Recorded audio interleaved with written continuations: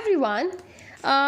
In this lecture, we are going to study about impact of a tax or subsidy in a competitive market. So we'll see that how tax or subsidy affects efficiency of the market in terms of the consumer surplus and producer surplus, as we have been studying up until now. It's again chapter 8 from Pindeck and Rubenfield, and let's begin. See, what would happen to the price of shirts if the government imposed a rupees 50 tax on every shirt sold? Now, many people would say that you're going to get the shirt 50 rupees costlier. But does it really happen? The entire tax burden gets shifted to the consumers? I don't know, maybe you may be right. And there might be a question like, if the government imposes a 5 rupees per litre tax on petrol, and then the government considers that I should receive this 5 rupees per litre tax via two ways. One way is the owner of each petrol pump would deposit the tax money that it charges the customer in a locked box to the government. Other way is the customers themselves pay the tax directly to the government instead of paying it to the petrol pump person. Okay? And then you might be thinking, oh, it's too troublesome for the customer to actually go about it. Why not let the petrol pump person do it himself? And then, I don't know, maybe you may be right or maybe you may be wrong. So let's read about the questions which might be popping up in your mind when you look at these two examples of taxes. The burden of a tax for the benefit of a subsidy. Subsidy actually benefits, so they have written benefit of a subsidy, falls partly on the consumer and partly on the producer. Which is why I was always saying maybe you are right, maybe you're wrong, because never does a burden of a tax or a subsidy's benefit fall entirely on one of the participants. It gets shared by both the participants, consumers and the producers.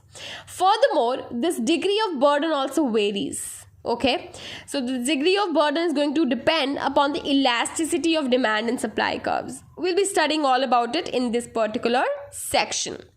Step 1 is to consider effect of a specific tax.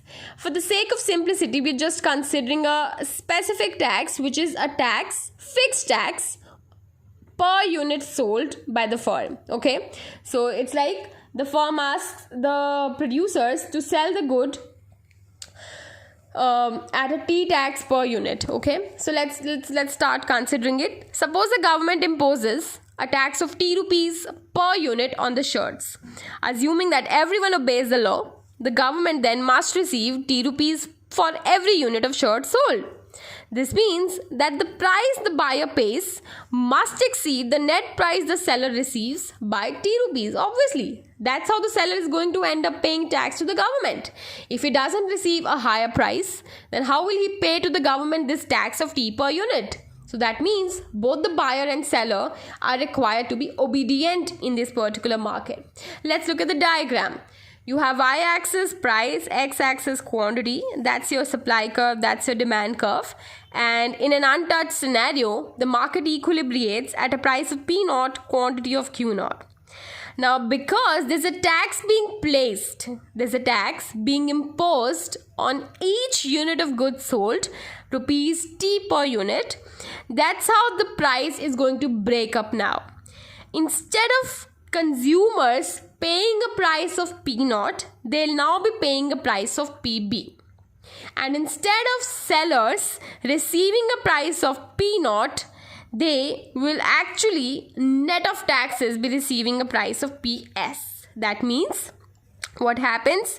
This particular share, so this particular portion, reflects the increase in price which has happened to the consumer because there's a tax of T being imposed.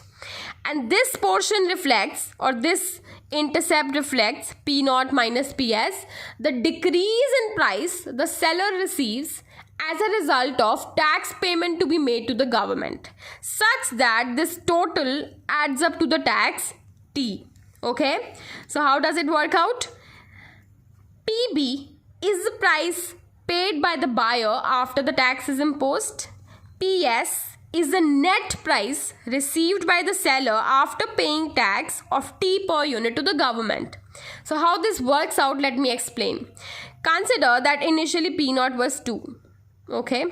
And now after the tax is imposed, then what happens? Let's say the tax is imposed of 4 per unit. Okay. What happens?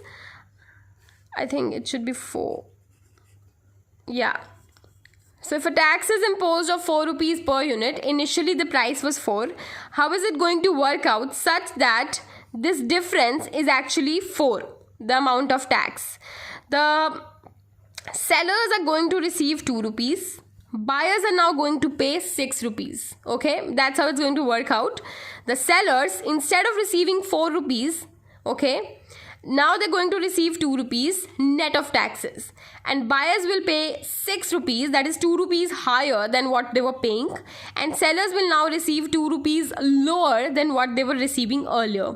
That means buyers and sellers, at least in this particular scenario, are sharing the burden equally, and this is happening by the virtue of all the more same elasticity of demand and supply. Okay, we'll be studying about this in the next section. So in this scenario, what happens? That before tax, an equilibrium of P naught Q naught was maintained, but after the tax of T, in my case 4, PB is the price the buyers are going to pay, and PS is the price the sellers are going to receive net of taxes, and they're going to share the burden half-half. So in this particular market, the market clearing requires 4 conditions. Those 4 conditions are written over here. The quantity sold and the buyer's price must lie on the demand curve, because buyers are interested only in the price they must pay.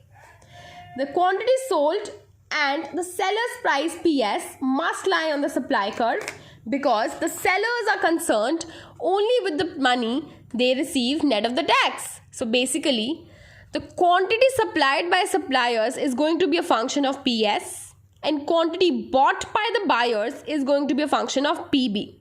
Now you map PB to the demand curve. The quantity is Q1. Then map PS to the supply curve. The quantity will be Q1 yet again. So equilibrium is going to be at a quantity like Q1, where PB and PS give the relevant quantities bought and sold by the consumers and the producers respectively. Okay, so these are my 4 market equilibrating conditions. QD is a function of PB, QS is a function of PS, and QD equals to QS ensures equilibrium, and PB minus PS, that is the difference between price buyers pay and the price sellers receive net of taxes, is actually the tax T. Okay. So such a tax has actually resulted in certain deadweight loss. Let's see how. A tax results in a deadweight loss because buyers pay a higher price and sellers receive a lower price. So basically, instead of a price of P naught, buyers are forced to pay a price of PB. That means they lose the consumer surplus A plus B. So the change in consumer surplus will be minus A minus B, since it's a loss indicated by minus A minus B. Similarly, producers will be losing a producer surplus of minus D minus C, because now they're receiving a lower price instead of P naught. Otherwise, this entire triangle would have been their producer surplus. Can you imagine that? Now D and C are going to be lost by the producers because of the taxes. So minus D minus C is the change in producer surplus. And however, now in this market, do not be misled that there are only 2 participants. We have a third entity too, and that's the government. So government is going to earn a tax revenue. So because a tax is being imposed, the government is happy, which I've shown through a smile emoticon, that the government is happy if such a market obeys and functions nicely. Then the government would earn a revenue equal to T into quantity. That is tax imposed into the quantity sold and bought. So tax is my this fraction. Can you see the difference between PB and PS? And quantity sold and bought is Q1. That means this rectangle A plus D reflects the tax revenue price difference, which is tax, into quantity sold and bought, gives me the tax revenue to the government. That means the government gains by the size of A plus D. So now when you're going to look at the change in welfare for the society as a whole, you're going to add up change in consumer surplus to change in producer surplus to the increase in tax revenue by the government. And when I do so, I have this minus A minus B minus C minus D plus the tax revenue A plus D, that's going to give me minus B minus C.